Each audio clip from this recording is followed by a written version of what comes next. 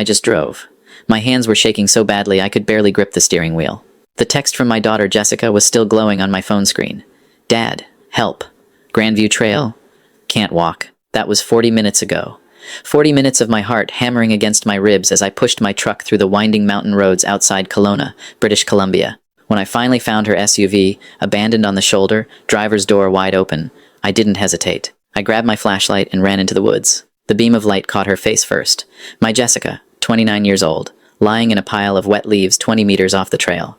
Her leg was bent at an angle that made my stomach turn. Blood matted her blonde hair. But what stopped my heart wasn't the injuries. It was what she whispered when she saw me. Dad. Daniel's mother. She told me I deserved this. I dropped to my knees beside her, pulling off my jacket to wrap around her shivering body. What are you talking about? Who told you that? Carolyn, she breathed, her voice barely audible over the wind, rustling through the pines. She said, my kind doesn't belong in their family. She said this was God's way of correcting a mistake. My kind. Those two words hit me like a freight train. Jessica's mother, my late wife Miyuki, was Japanese-Canadian. Jessica inherited her mother's beautiful features, her dark eyes, her straight black hair. I'd been so proud when she married Daniel Thornton 3 years ago. The Thorntons were one of those old Vancouver Island families. Wealthy, well-connected, Daniel seemed to adore Jessica. But now, lying here in the October cold, my daughter was telling me something I'd been too blind to see. Can you move? I asked, checking her over quickly. Her left leg was definitely broken, deep gash on her forehead, scratches everywhere.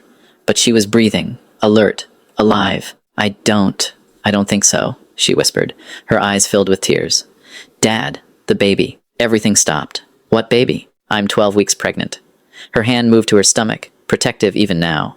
I haven't told Daniel yet. I was going to tell him tonight. But Carolyn, she found out somehow. She called me this afternoon, said she needed to talk to me urgently, asked me to meet her at this trail, said it was about a surprise for Daniel. Jessica's voice cracked. When I got here, she was waiting. She had someone with her. A man. They pushed me, Dad. They pushed me off the trail and drove away in my car. Left me here to die. I'd been a carpenter for 40 years. Built homes, furniture, decks. I'd worked with my hands my whole life because I believed in creating things, not destroying them. But in that moment, holding my broken daughter in the dark woods, I felt something cold and sharp crystallize in my chest. Someone had tried to murder my child and my grandchild. We're going to get you out of here, I said, keeping my voice steady. And then we're going to deal with this. I managed to carry Jessica back to my truck. She's small, like her mother was, barely 5'3", but every step felt like carrying the world. I drove straight to Kelowna General Hospital, breaking every speed limit. The whole way, Jessica kept drifting in and out, mumbling about Carolyn, about Daniel, about how she'd tried so hard to be a good wife. The emergency room staff took her immediately. Broken tibia, fractured wrist, concussion, severe bruising. But the baby, somehow, miraculously, was okay. The ultrasound showed a strong heartbeat. The doctor called it a miracle. Said the way Jessica landed must have protected her abdomen. I called it luck. Or maybe Miyuki watching over our daughter from wherever she was now. While Jessica was being treated, I sat in the waiting room and made calls. First to the RCMP detachment, then to my brother Thomas, who lived 2 hours away in Vernon. Thomas and I, we'd grown up in the Okanagan, sons of a logger who taught us that family was everything, and that you never, ever let anyone hurt your blood. I'm on my way, Thomas said, the moment I finished explaining. Don't do anything until I get there. But I wasn't waiting. While Jessica was sedated and resting, I drove to the house she shared with Daniel, a beautiful craftsman-style home in West Kelowna that Daniel's parents had helped them buy. I had a key because I'd built their custom deck last summer. Daniel was at his law firm in Vancouver, wouldn't be home until tomorrow. Perfect. The house was exactly as Jessica kept it. Immaculate, warm, the kind of home that should have been filled with love. I started in the office. Daniel's laptop was there, and Jessica had told me his password once, when I needed to send myself some deck plans. I opened it. Not quite sure what I was looking for, just knowing I needed to understand what had been happening to my daughter. What I found made my blood run cold. Email folders. Dozens of them between Daniel and his mother Carolyn, going back 3 years. The subject lines alone told a story. The Jessica problem, correcting the mistake, solutions. I started reading, and with each email, the picture became clearer and more horrifying. 3 years ago, shortly after the engagement, Carolyn had written, Daniel, I've tried to be supportive, but I must speak plainly. This girl is not suitable for our family. Her blood is mixed. The Thornton name has remained pure for 7 generations. I will not allow you to taint our lineage with Asian ancestry. Break it off now, and I'll buy you that partnership in the firm you've been wanting. Daniel's response. Mother, I love Jessica. I'm not breaking up with her. Please try to be reasonable. But Carolyn hadn't been reasonable. The emails continued, escalating.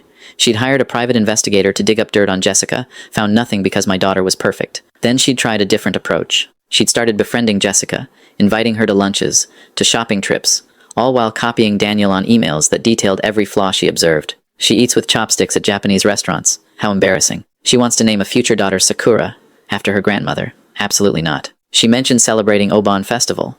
We cannot have Buddhist practices contaminating our Christian household. My hands were shaking as I scrolled through 3 years of this poison. But it got worse. 6 months ago, the tone shifted. Carolyn had learned Jessica was trying to get pregnant. The emails became frantic, desperate. Daniel, you must stop this immediately. If she has a child, that mixed-blood creature will be part of our family forever. The Thornton legacy will be destroyed. And Daniel's response, the one that made me want to put my fist through the screen. I know, Mother. I'm working on it. I've been replacing her prenatal vitamins with placebos. It's been slowing things down. Replacing her vitamins. My son-in-law had been sabotaging my daughter's efforts to have a baby for 6 months because his mother demanded it. But then, 3 weeks ago, Jessica had switched doctors, gotten new prescriptions, she'd gotten pregnant, and Carolyn had found out. The most recent email was dated today, sent at 2 p.m., 6 hours ago. It's done. I've arranged everything with Marcus. We'll make it look like an accident on the trail. No one will question a fall. We'll say she went hiking alone and slipped. By the time anyone finds her, it'll be too late. Daniel, you'll be free to find a proper wife. Trust me, this is for the best. The baby would have ruined everything. Marcus. I remembered Jessica mentioning that name. Marcus Hayes, Carolyn's personal assistant. A man in his 30s who'd been with the family for years. The man who'd helped Carolyn push my daughter off a cliff. I took photos of every email. Downloaded the entire email database onto a USB drive. Then I kept searching. In Daniel's desk drawer, I found more evidence. Bank statements showing regular transfers to Marcus. $20,000 over the past month. A burner phone with text messages between Carolyn and Marcus, discussing the plan, picking the location, making sure the trail would be empty on a Thursday afternoon. And then I found something that made everything click into place. A manila folder, hidden at the bottom of the drawer, labeled Mother's Insurance. Inside were medical records. Carolyn Thornton had stage 3 ovarian cancer. She'd been diagnosed 8 months ago, given 12 to 18 months to live. She'd been seeing oncologists in Seattle, keeping it secret from everyone except Daniel. The emails suddenly made horrible sense. Carolyn was dying. She wanted to ensure the Thornton legacy survived her. Wanted to guarantee that Daniel would remarry someone she approved of. Someone who would give her pure grandchildren that she'd never meet, but could die knowing existed. She'd tried to murder my daughter because she was running out of time. I heard a car in the driveway. My hand went to my phone, ready to call the police. But then I saw it was Thomas's truck. My brother came through the door, took one look at my face, and said, "What did you find?" I showed him everything. We sat at Jessica's kitchen table, the same table I'd helped her pick out at a furniture store in Vancouver, and we read through the evidence. Thomas had always been the hothead, the one who'd gotten into fights defending me when we were kids. I watched his face turn red, then white, then hard as stone. "We call the RCMP right now," he said. "This is attempted murder. Conspiracy. They'll arrest both of them." "We will," I agreed. "But first, we're going to do something else." Thomas looked at me, and I saw the same look he'd had when we were 12 and 15, when a group of older boys had cornered us behind the school, calling us names because our mother was Métis, because we weren't pure enough for their Canada. Thomas had looked at me then and said, "You thinking what I'm thinking? Now?" 35 years later, I nodded. "I'm thinking we make sure they pay. Really pay." Here's what we did. First, we called the RCMP and filed a formal report, provided all the evidence. Detective Sarah Chen at the Kelowna detachment was thorough, professional, and furious on Jessica's behalf. She issued warrants for Carolyn Thornton and Marcus Hayes within hours. But before those warrants were executed, Thomas and I made some calls of our own. You see, the thing about living in British Columbia your whole life, building homes for 40 years, is that you know people. Lots of people. And some of those people have connections, platforms, audiences. I called my old friend Robert Chen, a journalist at the Vancouver Sunday, gave him the whole story. Every email, every piece of evidence. This is about racism, attempted murder, and the abuse of wealth and privilege, I told him. This is about what happens when hate is allowed to fester in families. Jessica's mother was Japanese-Canadian. Her grandparents were in the internment camps during World War II. And now, 80 years later, their great-granddaughter is being targeted for the same racism. Robert ran with it. By the next morning, the story was front-page news. Prominent Vancouver Island family accused of attempted murder over racial hatred. The article detailed everything. Carolyn's emails, Daniel's complicity, the attack on the trail, Jessica's pregnancy. Robert had even found other victims. 2 other women who'd dated Thornton family members years ago and experienced similar harassment for not being suitable. The story went viral. Within 24 hours, it was national news. CBC picked it up. CTV ran a special investigation. Social media exploded. The Thornton family name, which Carolyn had been so desperate to keep pure, was now synonymous with racism and violence. Thomas, meanwhile, had made his own calls. He'd contacted a lawyer friend who specialized in civil litigation. "We're suing for everything," the lawyer said, rubbing her hands together. "Attempted murder, assault, intentional infliction of emotional distress, fraud, conspiracy. We'll name Carolyn, Daniel, Marcus, and the family business. By the time we're done, Jessica will own half of Vancouver Island." The RCMP arrested Carolyn Thornton at her oceanside estate 2 days later. She was sitting on her terrace, overlooking the water, drinking tea like nothing had happened. The news crews were there, had been camped outside since the story broke. The footage of her being led away in handcuffs, her face shocked and indignant, played on every channel. Marcus Hayes tried to run, made it as far as the ferry terminal before police caught him. He sang like a bird the moment they put him in an interrogation room, confirmed everything, provided even more details about how Carolyn had planned it, how she'd promised him $50,000 once Jessica was gone and Daniel was free to remarry. Daniel Thornton was arrested at his law office in Vancouver, charged as an accessory for sabotaging Jessica's prenatal vitamins and failing to report a conspiracy to commit murder. His legal career was over before the handcuffs clicked shut. The Law Society of British Columbia suspended his license pending investigation. The firm dropped his name from the letterhead within hours. The trial was scheduled for 8 months later, but none of them made it that far. Carolyn's cancer accelerated rapidly, likely due to the stress. She died in custody 4 months after her arrest, still insisting she'd done nothing wrong, that she'd been protecting her family. No one mourned her except Daniel, and even he looked relieved when it was over. Marcus Hayes pleaded guilty to attempted murder, assault with a deadly weapon, and conspiracy. He got 23 years in federal prison, no possibility of parole for 15. At his sentencing, he apologized to Jessica, said he'd been blinded by loyalty to a woman who'd manipulated him for years. Jessica didn't accept the apology. Neither did I. Daniel Thornton tried to fight the charges, claimed he didn't know what his mother was planning, that replacing the vitamins was just a delay tactic. The jury didn't believe him. They convicted him of conspiracy to commit assault and criminal negligence. He got 12 years. His lawyer argued for a lighter sentence because he hadn't physically harmed anyone. The judge, a 60-year-old Indigenous woman named Justice Marie Blackbird, looked at him with cold eyes and said, "You betrayed your wife in the most fundamental way possible. You valued your mother's prejudice over your wife's life. There is no mitigating factor that excuses that." The civil suit was even more devastating. Our lawyer, Maria Santos, was relentless. She proved that the Thornton family business, a real estate development company worth $60 million, had been used to fund Carolyn's activities over the years, including paying off Marcus and hiring private investigators. The judge awarded Jessica $35 million in damages, effectively bankrupting the Thornton business. Daniel's trust fund was seized. The Oceanside estate was sold at auction. Everything Carolyn had killed to protect was scattered to the winds. But here's the thing that mattered most to me. 3 months after the attack, on a cold January morning, Jessica gave birth to a healthy baby girl at Kelowna General Hospital. She named her Miyuki Rose, after her mother and after the wild roses that grow in the Okanagan Hills. I was there in the delivery room, holding Jessica's hand, watching my granddaughter come into the world with a full head of black hair and her grandmother's eyes. Jessica had filed for divorce from Daniel while she was still in the hospital, recovering from her injuries.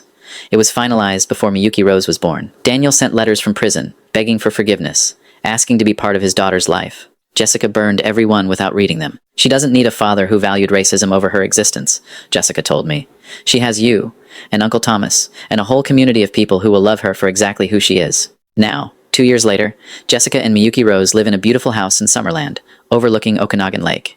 I built it for them with my own hands, every board and nail placed with love. Thomas lives just down the road. We have Sunday dinners together, the 3 of us and little Miyuki, who's starting to walk now, wobbling around on chubby legs, laughing at everything. Jessica went back to school, got her master's degree in social work. Now, she works with victims of domestic violence and racial discrimination, helping other people escape situations like the one she survived. She speaks at conferences, tells her story, and every time she does, other people find the courage to speak up too. The Thornton name, which Carolyn died trying to preserve, is now used as a cautionary tale.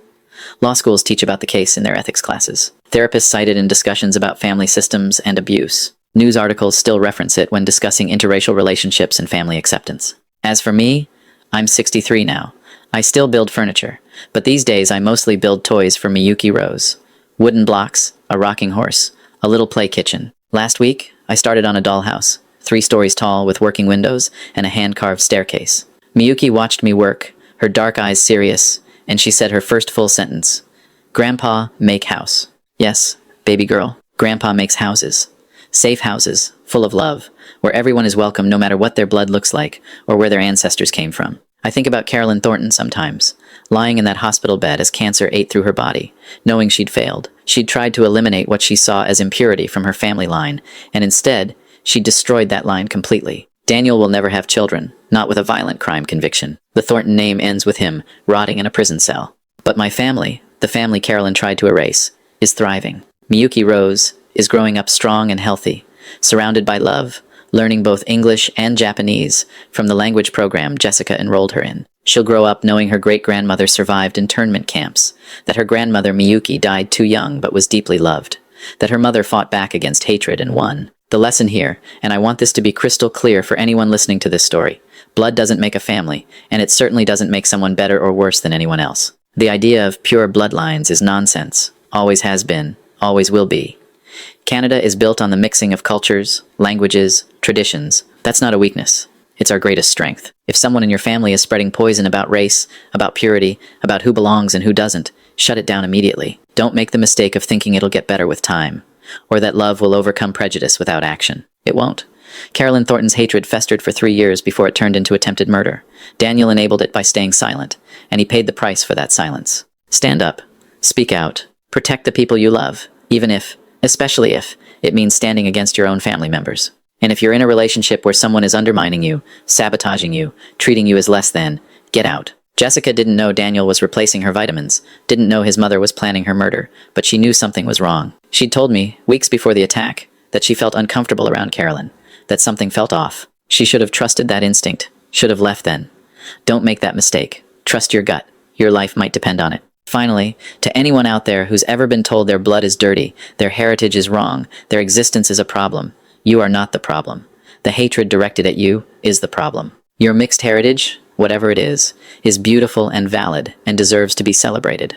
Don't ever let anyone make you feel less than. Miyuki Rose will grow up knowing that her great-grandfather was white, her great-grandmother was Métis, her grandmother was Japanese-Canadian, and her mother is all of those things mixed together. She'll know that this mixture is what makes her special, not what makes her less. And she'll know that when hatred tried to erase her before she was even born, her family fought back and won. That's the legacy that matters. Not some imaginary pure bloodline, but the real, messy, beautiful legacy of love and resistance and survival. I'm sitting on my porch right now, watching the sun set over the lake, watching Jessica push Miyuki on the swing I built last month. The little girl's laughter carries on the wind, pure and joyful, and utterly unaware of the darkness that tried to prevent her existence. Carolyn Thornton wanted to preserve something that never existed. What she destroyed instead was real. Her freedom, her family, her life. What we built in the aftermath is also real, and it's stronger than anything she could have imagined. That's what I learned through all of this. Hatred destroys the person carrying it far more than it destroys the target. And love, real love, the kind that fights back when threatened, that love builds something that lasts. The Thornton name is buried now, forgotten except as a warning. But the name Miyuki Rose, the name that combines Japanese heritage with Western tradition, that name will carry on. She'll grow up, have her own children someday, pass down the story of how her family survived an attack meant to erase them. And maybe, just maybe, she'll grow up in a Canada where stories like ours aren't necessary anymore, where the idea of pure blood is recognized for the dangerous fiction it is, where everyone's existence is celebrated rather than questioned. Until that day comes, though, we'll keep telling this story. We'll keep fighting back against hatred in all its forms. We'll keep building safe houses full of love, because in the end, that's what matters. Not the color of your blood, but the strength of your heart. Not the purity of your lineage, but the depth of your compassion. Not where your ancestors came from, but where you're going and who you're bringing with you. Jessica brought Miyuki Rose into this world, despite everything that tried to stop her, and I'll spend the rest of my life making sure that little girl knows she was worth fighting for, worth surviving for, worth everything. That's my story. That's my revenge. Not destruction, but creation. Not hatred answered with hatred, but hatred answered with love so fierce it can't be stopped. And you know what? We won.